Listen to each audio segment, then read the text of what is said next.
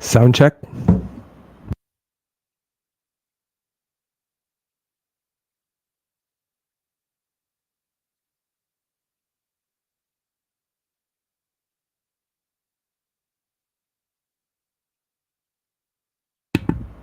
Sound check.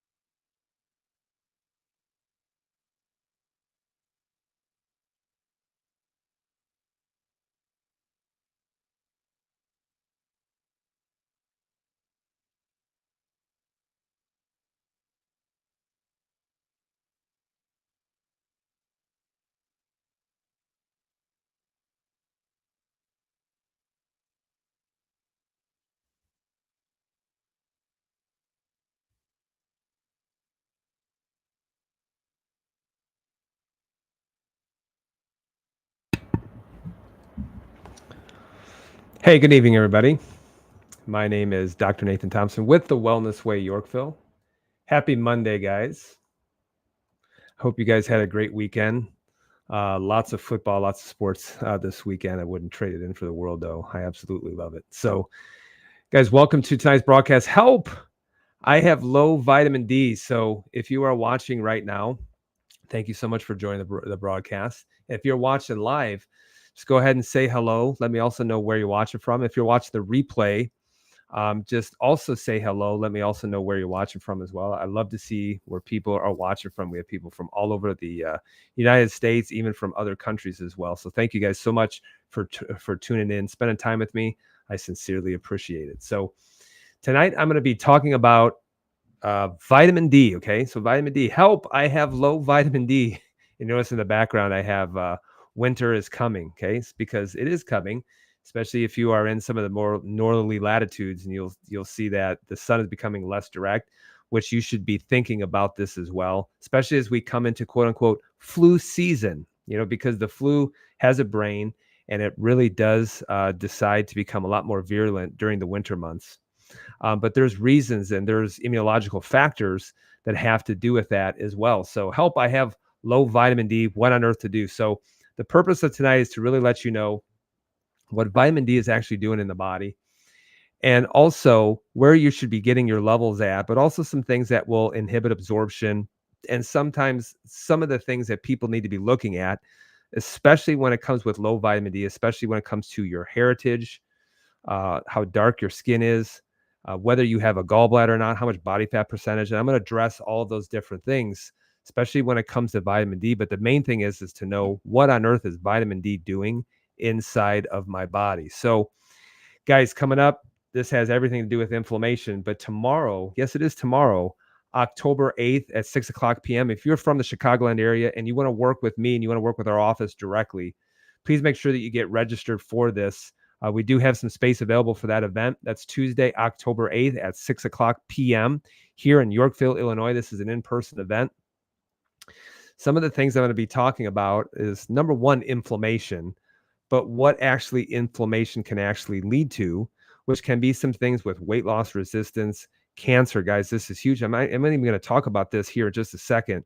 Infertility or having hormone issues, thyroid disease, arthritis, chronic joint pain, type 2 diabetes, autoimmune conditions. I'm going to talk a lot about autoimmunity today too, and also hormone imbalance. People talk about how do you balance hormones? It's like, well, the best hormone balancer is actually being a non-inflamed body, a non-stressed body. Then the body knows what to do, especially. So make sure that you get registered for that. And to get registered for that, all you have to do is, if you are watching right now on YouTube, or if you're watching on Rumble, or if you're watching on Facebook, either at Dr. Nathan Thompson or at the Wellness Way Yorkville, you'll be able to see a link up at the top, and it'll say Linktree. Just click on that. And if you are on your phone, the first place it will take you is to take you to this home screen.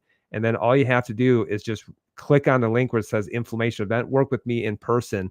Just click on that link and you can register for that inflammation event in about 30 seconds. The only thing that I ask you is if you register for it, that you're dedicated and committed to showing up. Okay. So I like people who keep their word and who actually show up at that event. So make sure you get registered for it. It's free to attend. We even have kind of a gift for you if you spend some time with us as well. But it helps to bridge the gap as far as understanding what inflammation is, what inflammation isn't, how you bridge that gap, and where you actually start when it comes to handling it, especially. Now, if you've watched what I went over last week, I talked about, I think it was about sleep extensively. But in October of this month, the Wellness Way has a really awesome challenge that I want to make sure that you're participating in. It's called the Sleep Well Challenge. It's for the whole month of October. It's not too late to get involved with it if you haven't gotten involved with it. But we are helping people specifically develop healthy sleep. Guys, you can't skimp on sleep. I will tell you that. Over the last, about 10 months, I think I've gotten 8 to 9 hours of sleep every night except for 1 or 2 nights. So I've committed myself to sleep and to repair and to recovery, especially. But if you want to join that sleep challenge, it's absolutely free. Just click on my link tree and then you will see the join the Sleep Well Challenge in October. It'll probably take you to Facebook. Just join the group, ask to join the Wellness Way Challenge group. And that way you can download tons of resources that you would see here. So the media department at the Wellness Way at headquarters in Green Bay, Wisconsin, have come up with tons of resources as far as how to get quality of sleep, how to change your sleep habits and things like that, even made tons of videos and things like that. So it's really, really good to take part in that, especially. We're 100% focused on helping you improve your life. And just remember, sleeping well should actually be something that's free. A lot of things that we are doing as far as moving better, sleeping better, things like that, shouldn't cost you a penny. It shouldn't cost you a penny to be able to sleep better, as long as you are committed to and focused on creating the right habits when it comes to sleep, especially. So if you just do that, you'll see it pop up, join the Sleep Well Challenge in October for free. That'll take you to join the event on Facebook, join the challenge group. There's about 30,000 people within that challenge group. And that'll also direct you on how to download some of those awesome resources. So guys, thank you so much if you're participating. I sincerely appreciate it. And if you just joined us now, I wanted to say hello. Thank you for joining us. Make sure you say hello. Let me know also where you're watching from as well. Now, this is not something new. I've talked about this in the past, probably ruffles some people's feathers. I got to be very careful with how I word it so that I don't get deleted off of numerous platforms, because I have gotten certain videos, if you know that, banned at like 1 million views, only because I decided to speak the truth and decided to go over blood work on what was happening with certain things that are going on. In fact, you can still see this video on Rumble because the Rumble platform is amazing. They don't delete anything, which is awesome. So I talked about this article a couple of months ago, but you probably have forgotten it. But it came across again on an email. So I wanted to make sure that I touched base with this as well. Now I'm going to have to, just for some of the, AI scrubbers that are probably listening in, I'm just going to have to code my words just a little bit. Okay. So this comes from May of 2024, and it's a pretty big study that looked at over 500,000 people in Seoul, South Korea. But the title of this article, it comes from PubMed, and it says this: a potential association between COV, et cetera, jibby jabby, that's what I'll call it, jibby jabby, and development of Alzheimer's disease. Okay. Now, the study conducted in Seoul, South Korea, analyzed data from a random 50% sample of city residents aged 65 and above, totaling over 500,000 individuals. So this is not a small study. Over 500,000 people were involved with this. And here's the conclusion that they came up with this. Preliminary evidence suggests a potential link between COV, et cetera, jibby jabbies, particularly mRNA jibby jabbies, and increased incidence of Alzheimer's disease and mild cognitive impairment, AD and MCI. This underscores the need for further research to elucidate the relationship between jibby-jabby induced immune responses and neurodegenerative diseases, advocating for continuous monitoring and investigation into the jibby jabbies long-term neurological impacts. Okay. The reality is this: there is no long-term data. They don't actually study this in order to see if it can actually be linked to Alzheimer's disease or mild cognitive impairment. But one of the things that I will say is this: is that anytime that you produce a massive inflammatory response by bypassing the barriers and not having what's known as a normal immune system response and putting in vaccine adjuvants, things like that, which is why if you look at like the flu jibby jabby, you'll actually see, that it contains aluminum hydroxide, which is severely toxic to the body, especially when you bypass the barriers and you insert it directly into the body. It's extremely toxic and it has neurological consequences along with that. So what's interesting is that they say, hey, we're seeing kind of a pattern here.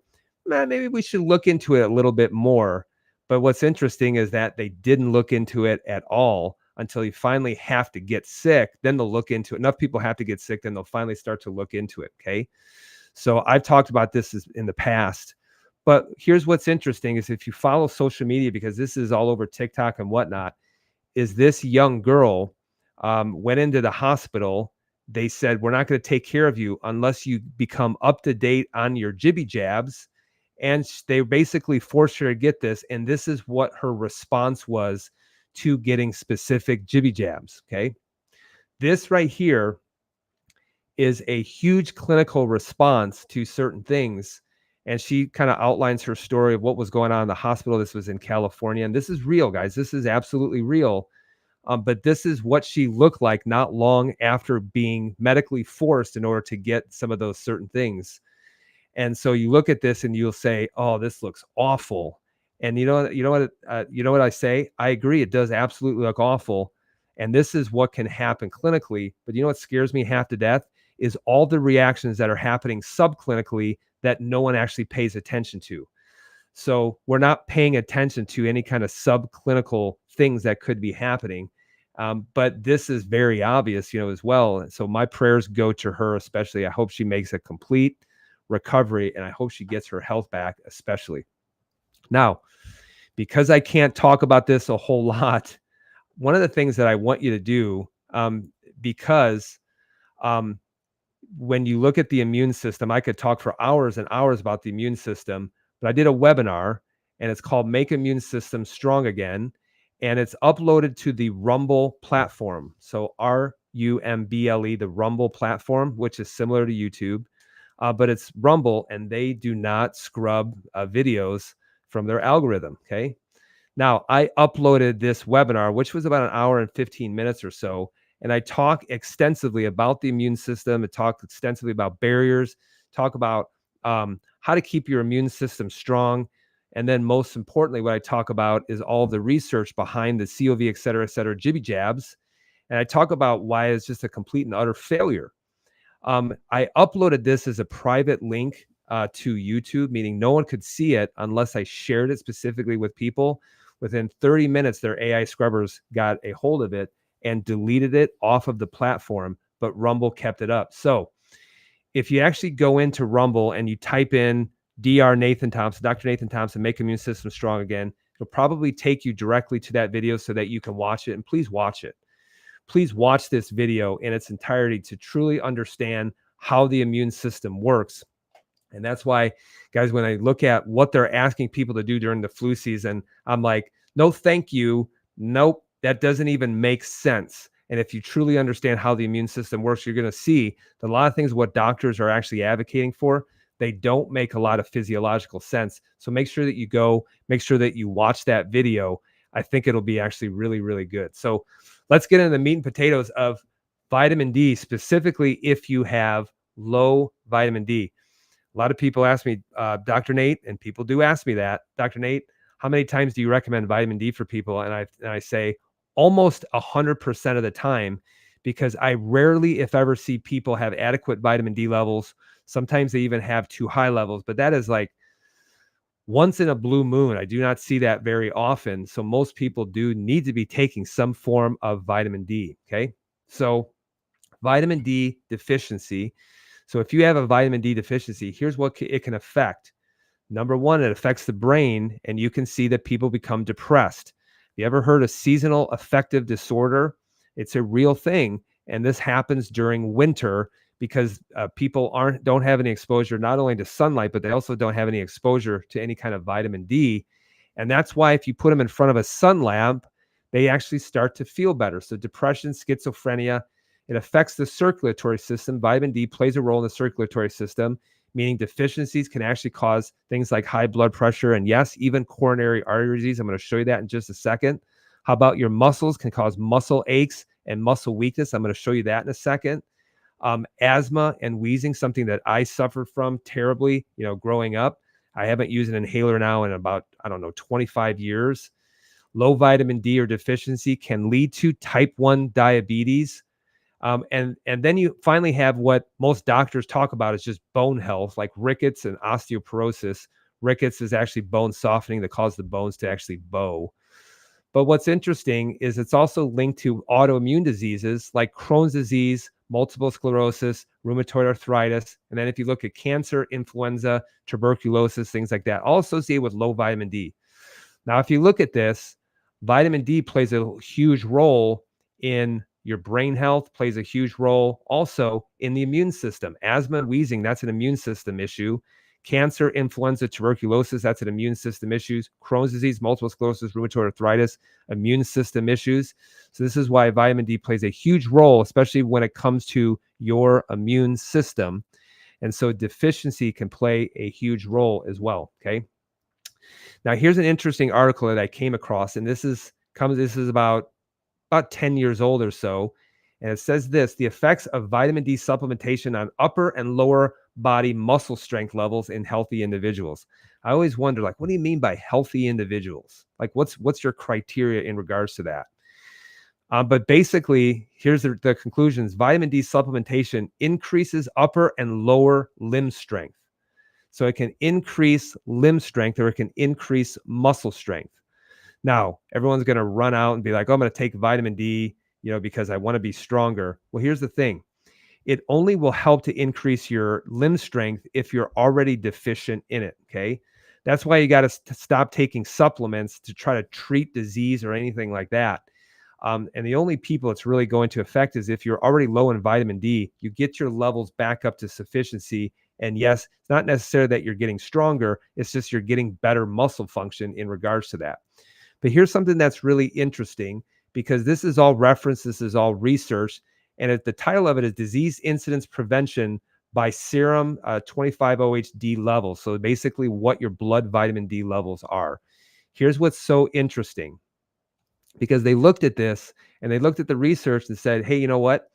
If you get your vitamin D levels up to 38 or so, then basically you can prevent 38% of all types of cancers combined, okay? Then they keep going, and then they look at things like breast cancer incidence, colon cancer, non-Hodgkin's lymphoma,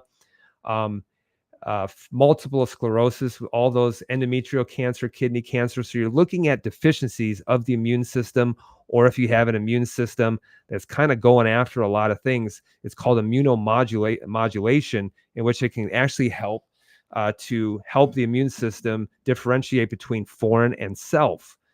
So if you look at that, getting adequate levels, you can see how it significantly reduced many types of cancers and autoimmune disorders and things like that.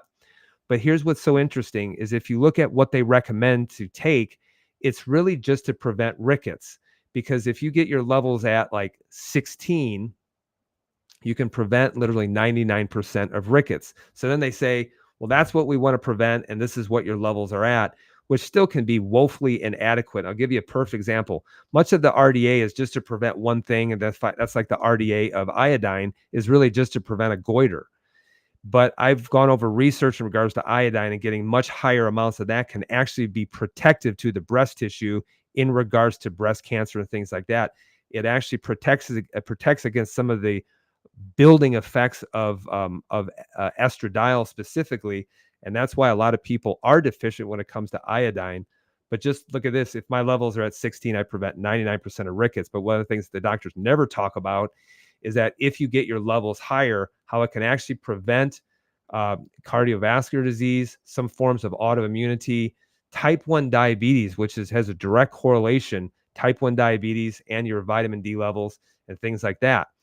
So it doesn't prevent all things. That's why I always want to tell people you're just not adequate levels of vitamin D away from having perfect health, because the body is it's a lot more complex than that. Okay. But here's what's so interesting.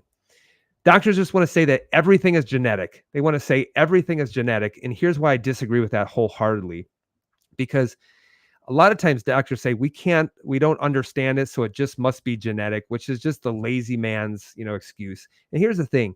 You're either going to see the body as just a bunch of parts, bunch of machinery that's all just bowing down to your genetics, or you're going to see that maybe your genetics change. Maybe they change according to the environment that you're putting it on. And that's why they always want to say that it's genetic. And if you believe that in genetic, then you are going to become a slave to medications. You're going to become a slave to whatever whim your doctor decides, that what kind of direction that you need to go. So they just say that it's genetic. But here's what I say. Well, maybe the environment actually changed the genes.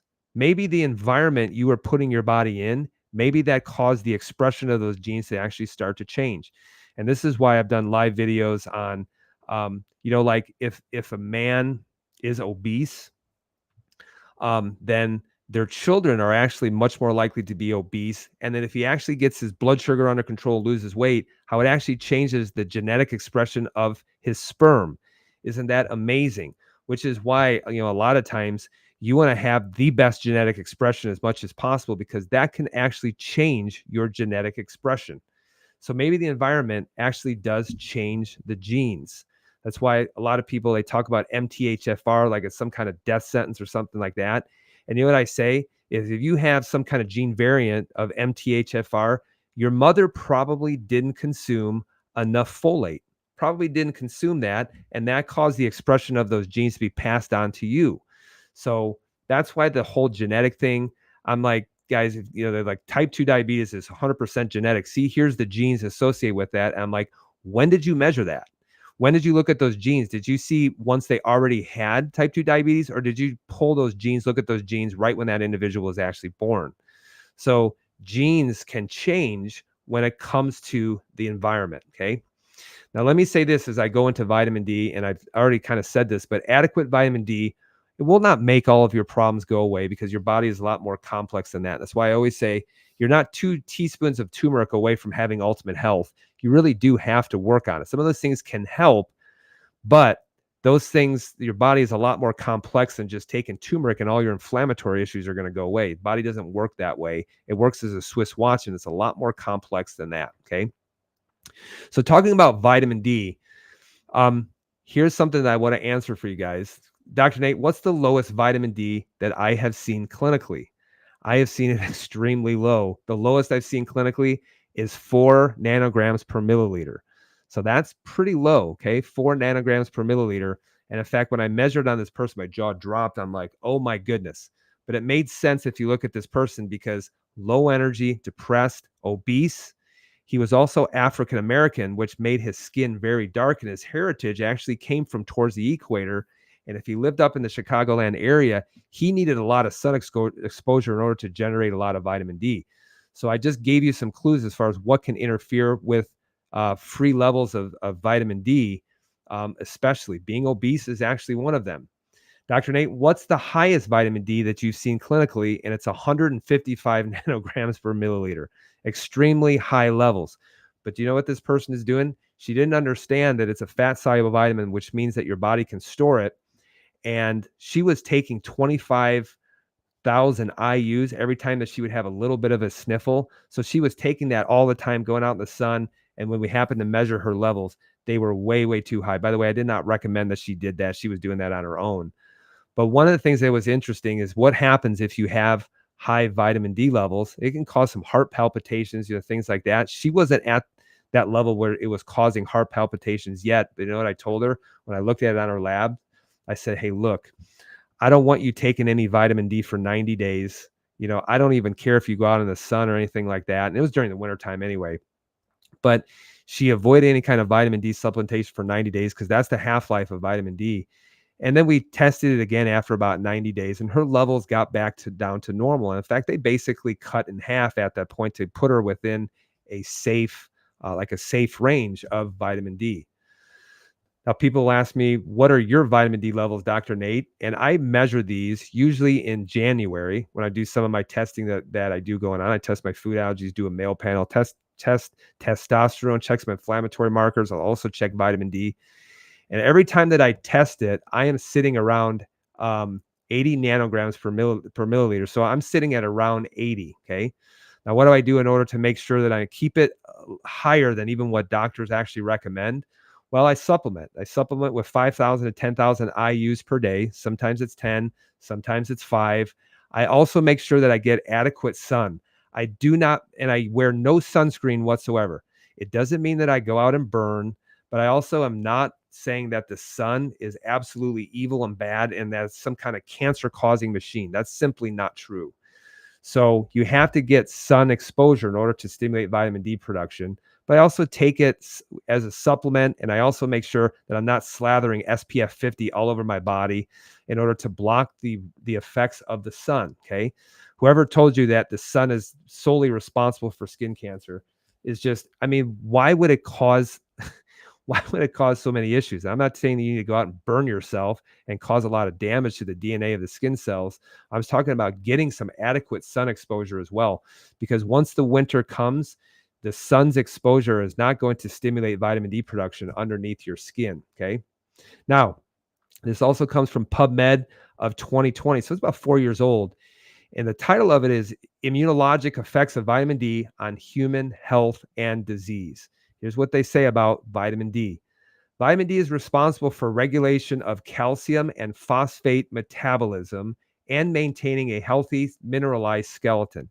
So this is why vitamin D does play a role in your calcium levels inside your body. But notice how they say phosphate metabolism.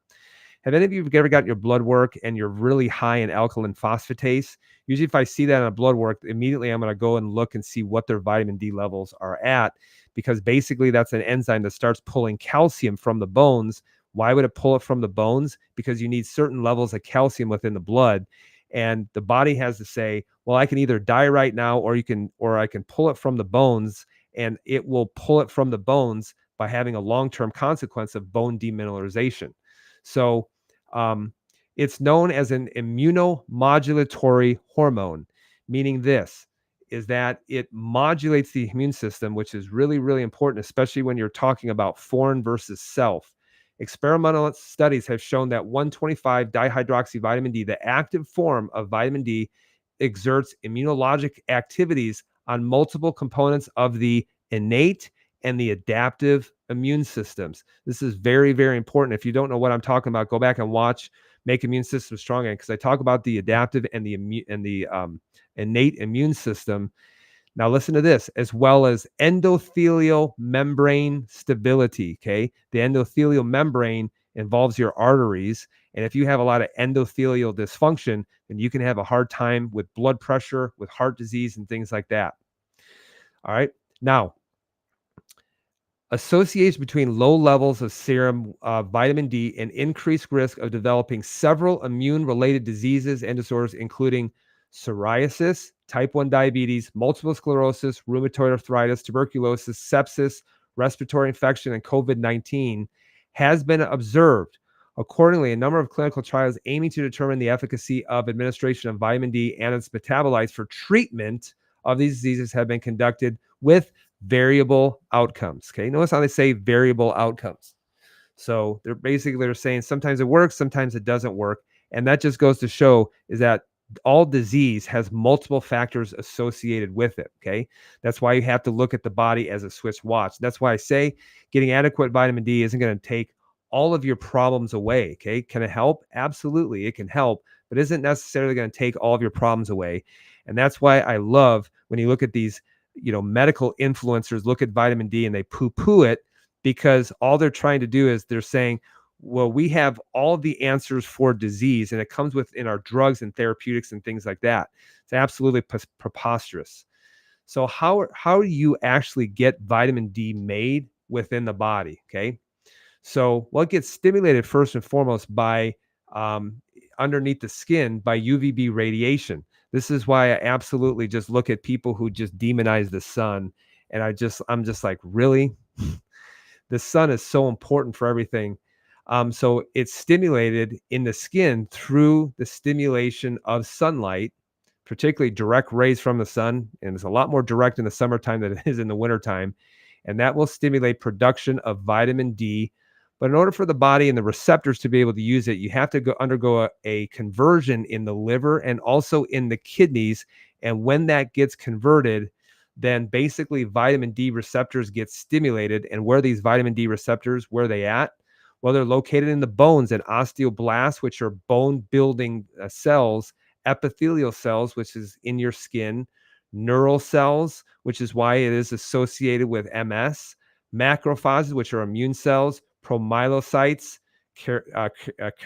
keratinocytes, mammary glands, and pancreatic islet cells, which are the cells that are responsible for insulin production in the pancreas. That's what gets destroyed when there's type 1 diabetes. And you have receptors for this, which is why vitamin D plays a role in all of that. But here's what's so interesting. In order for it to be able to take an active form, to be able to stimulate those receptors, it has to it has to undergo conversion in the liver and also in the kidneys as well. So if you've gotten yours actually tested, and if your doctor's actually tested, congratulations. But I think that you should be getting it tested once or twice every single year. But if you've gotten it tested and you have low vitamin D, here's some of the things that you have to consider. Number one, are you getting enough sunlight? Are you getting enough sunlight? And most people just don't go out into the sun, or when they do go out in the sun, they slather themselves with sunscreen and block the stimulatory rays of the sun, blocking it on their skin. Are you taking enough oral vitamin D? Okay. Are you even taking any kind of vitamin D? Number three, what's your liver and your gallbladder function? What's that like? Okay. Now, here's what's so interesting is if you have ever taken vitamin D, they say take vitamin D with the largest meal of your day and usually take it with some fat. And here's the reason why is because fat stimulates the release of bile from your gallbladder. And that's what helps with vitamin D absorption to be able to take it across the gastrointestinal system to be absorbed by the body. This is why if you don't have a gallbladder, historically, I have seen women who don't have a gallbladder be very, very low in vitamin D because they don't have that bile to be able to help shuttle across, emulsify those fats, because vitamin D is a fat soluble vitamin. How's your kidney function as well? Because kidney is needed for those conversions. Same thing with the liver. How about your body fat percentage? You can go find research in regards to that because high body fat usually correlates with having lower vitamin D levels. And then also, what's your heritage? The reason why I say that is because if your heritage comes from closer to the equator, let's say if your heritage comes from Mexico, your heritage comes from Africa, you're African American, you're of Hispanic or Latino descent, your skin is going to be darker, which means you need more sunlight in order to stimulate vitamin D. Then you move up to Chicago, and now you go to 6 months of no vitamin D stimulation through sunlight. Your levels can become very, very low as well. And so that's why if you're of Mexican descent, if you're from African descent, you really need to be paying attention to your vitamin D levels because you might be even going into the winter and they're already not high enough to where they need to be as well. Here's another thing that you got to consider too, is that if you lose fat, you will improve your vitamin D levels. And in fact, a lot of times I've seen people where they may have lost an incredible amount of weight. And I'm like, we should check and look at your vitamin D levels because as you lose fat, you'll actually release a lot more vitamin D. It's a fat soluble vitamin, which is where it's stored. It's stored within fat cells. All fat soluble vitamins A, D, E, and K are stored within fat cells. So if you start metabolizing a lot more fat, you can see your vitamin D levels start to go back up. Vitamins B, C, those things aren't fat soluble, which is why you can take it a lot more. And if you don't use it, usually what you're doing is you're just urinating out because you can't store these for long periods of time. So what should your levels actually be at? Well, if you've gotten a measure, where I like to see people at is at 70 to 80 nanograms per deciliter, or that's actually where their level should be at, and the actual measurement is actually is wrong. So you should be at about 70 to 80 or so, possibly higher if you have any form of autoimmunity as well. So might need to be higher than that, but you need to be getting these checked. You need to get your blood work checked in order to see exactly where they're at, which begs the question, because I know people are going to ask this question, Dr. Nate, how much vitamin D should I be taking? And here's my answer. I don't know. I don't know. The reason why I say that is because I don't know your body fat percentage. I don't know your heritage. I don't know if you have gallbladder or not. I don't know how well you absorb it. I don't know what your body weight is. I don't know any of those things. So I don't know how much you should be taking. However, if you work with me, I can give you a pretty fair assessment as far as what you should be doing by looking at things in its entirety, especially. Let me also say this, though. If you are taking vitamin D, you should also be taking it with vitamin K2. You should be taking this with K2. If you notice, any supplementation that we have from the Wellness Way automatically already has vitamin K2 in it. And I'm going to talk to you why vitamin K2 is so important. Okay. This comes from PubMed of 2019, about 5 years old, highlighting the substantial body of evidence confirming the importance of vitamin K2 as a cardio supported nutrient and how the right K2 makes all the difference. Okay. Vitamin K2, optimal K2 intake is crucial to avoid the calcium plaque buildup of atherosclerosis, thus keeping the risk and rate of calcification as low as possible. So just remember, vitamin D can mobilize calcium. K2 keeps it out of places where it shouldn't be, specifically in your arteries and things like that. So matrix GLA protein, or MGP, found in the tissues of the heart, kidneys, and the lungs, plays a dominant role in vascular calcium metabolism. Its production is stimulated by vitamin D3, but it requires adequate K2 intakes to be activated. Once activated by vitamin K2, MGP can bind calcium and escort it out of the areas where this mineral is destructive, namely arteries and soft tissues. Okay. So this is why vitamin K2 is so important. That's why we add it to our vitamin D. You shouldn't be taking vitamin D just by itself. You need adequate levels of vitamin K2 in order to make sure that you're not depositing calcium in your arteries or in tissues that don't need calcium. So Dr. Nate, what are some sources of K2?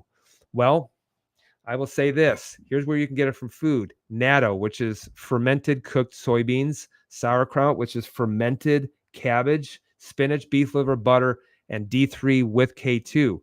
So you'll notice that fermented foods will be great sources of K2, and we don't consume fermented foods anymore. Heck, I don't even like fermented foods all that much. I don't like beef liver, which is why I supplement with it.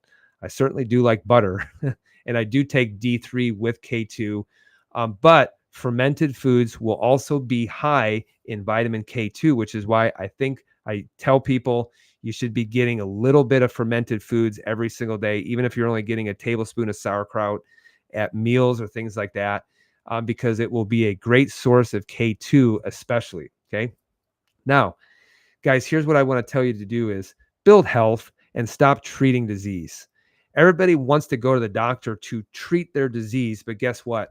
What if you actually had the habits to build health every single day, but so many of you don't do anything, and then you're diagnosed with some kind of condition, and then you want to treat it. Then you want to treat it naturally.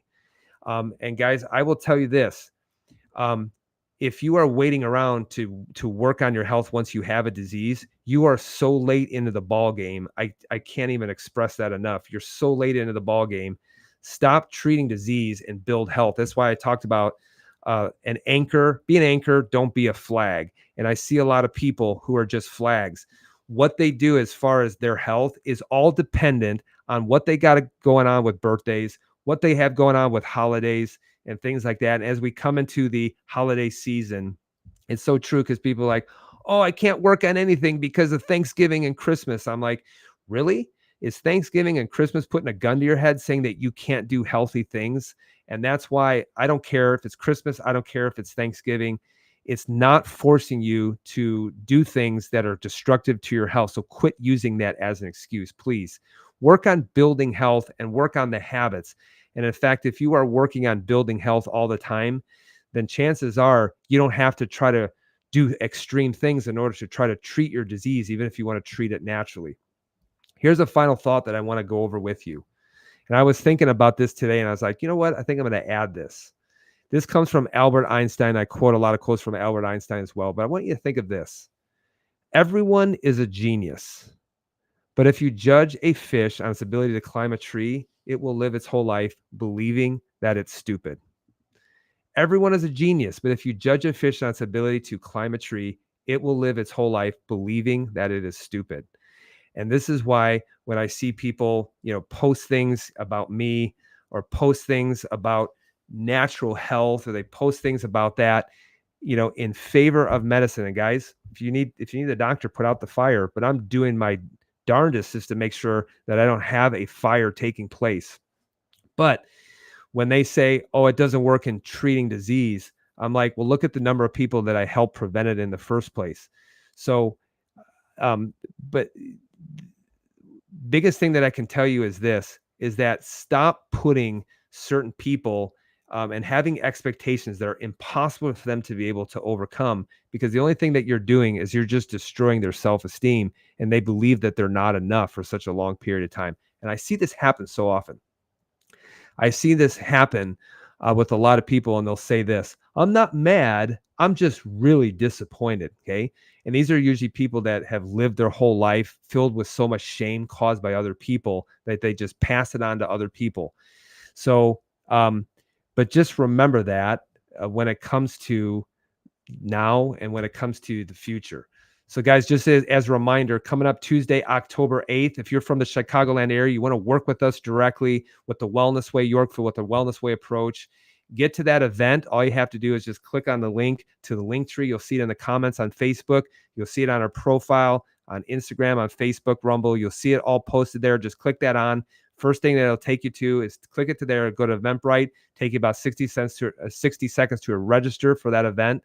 That's coming up tomorrow, October 8th at 6 o'clock p.m. If you're coming, make sure that you are there on time. We start promptly at 6 o'clock. And if you're late, we're going to look at you as if you are late. All right. So I love being on time, especially. So vitamin D, help. I have vitamin D. So hopefully, guys, that helps you as far as dispelling some of the myths in regards to vitamin D, what your level should be at, and some of the things that are associated with poor vitamin D absorption and things like that. So hopefully you got a lot of clarity when it comes to vitamin D. And I think next week I'll talk about, I don't know, maybe flu season. Maybe I'll talk about maybe a question and answer. Just let me know what your thoughts are. I don't have a topic. I do know that coming up, I have a lot of games to go to this weekend. So usually on Saturday, I like to work on it, but I know I'll have games to go to, but I wouldn't trade that in for the world. So let me know what your thoughts are as far as a topic for next week. I hope this helped you as far as vitamin D as well. And I hope this helps you on a journey to better health. So guys, I hope to see you at the inflammation event tomorrow night. Be well, be blessed. And as always, remember who you are. And we'll see you guys next week.